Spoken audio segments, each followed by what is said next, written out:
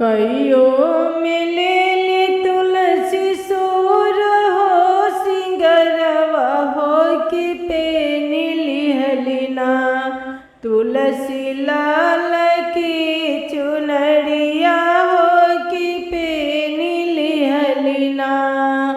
कहियो मिलेली तुलसी सोर हो सिंगरवा हो कि पेनी लिहलिना ओहो लाल की चुनरिया हो कि पेनी लिहलिना।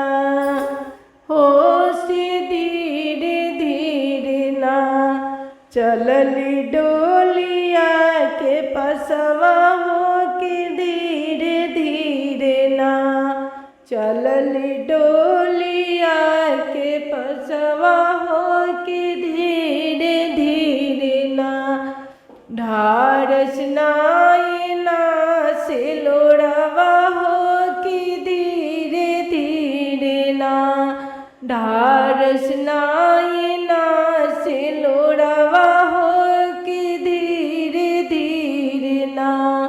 कौन रंग डोलिया हो कौन रंग ओ हरवा हो कौन रंग ना हौवे चारो कहरिया हो कौन रंगवना हौवे चारो कहरिया हो कौन रंगवना। लाल रंग डोलिया हो लाल रंग वो हरवा हो संवर रंगवना। लाल रंग डोलिया हो लाल रंग वो हरवा हो संवर रंगवना। हौवे चारो कहरिया हो संवर रंगवना हौवे चारो कहरिया हो संवर रंगवना। डोली तोर गइली तुलसी ढारस नैना लोरवा कि धीरे धीरे ना चलले बाबा के पोखरवा हो कि धीरे धीरे ना।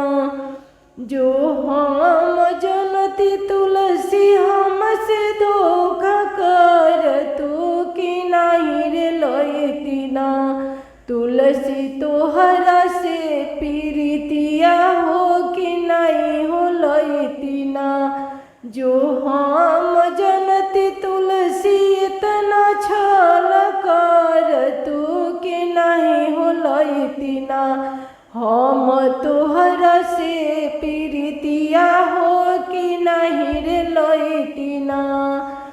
एक कोस गइली हो दो कोस गइली कि धीरे धीरे ना ढारस नायना से लोड़वा हो कि धीरे धीरे ना। गोर तोर लागिल आगिला तहरवा हो कि धीरे धीरे ना। तनी डोलिया बेला मैता हो कि धीरे धीरे ना तनी डोलिया बेला मैता हो कि धीरे धीरे ना।